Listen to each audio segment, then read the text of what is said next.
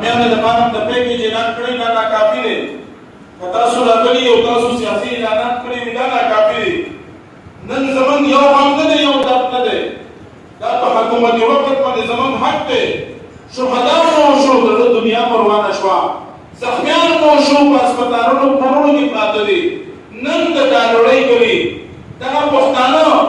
دا غیرتمن پښتانه دي خو چاته لاس نشي نیولای چې تر څو د کور کې په دسترخوان ورته نه خو دې چا غوښتنه نشي کولای وګورئ زمونږ د حکومت نه مطالبه کوو په صوبایي حکومت یو په مرکزي حکومت نن زمونږ د پاتې شوي بچو د لوڼو د خویندو د لور نه د پټېدو لپاره سورې نشته سورې بندوبست وکړئ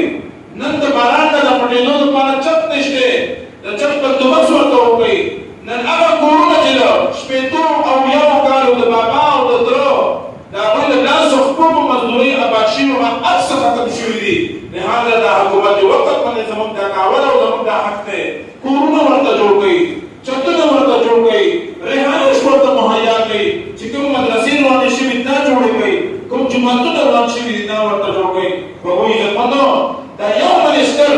په یو بیمارۍ باندې په خزانه کې 2 کروڑ روپۍ شته د زما بچي چې نن بې کوره شول بېدنه شول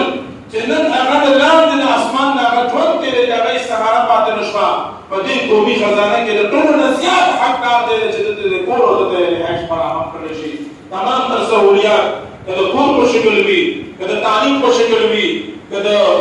صحت په شکل وي که د علاج معالجې په شکل وي لهذا دا ټول د دوی د پورې کور چې کوم دی نو مهیا کړی شي موږ په دغه شته انتظاماتو باندې وګورئ زموږ نه موږ د اطمینان اظهار نه کوو موږ به هغه مطمئن یو چې زموږ د کورونو زموږ د بچو زموږ د مشرانو دغه شته چې کوم اطمینان دی دا به حال شي موږ به د هغې نه بعد بیا د دې شکریه هم ادا کوو بیا به موږ د اطمینان اظهار هم کوو الله رب العزت دې موږ او تاسو ټول له په دې خبرو باندې عمل کولو توفیق را نصیب کړي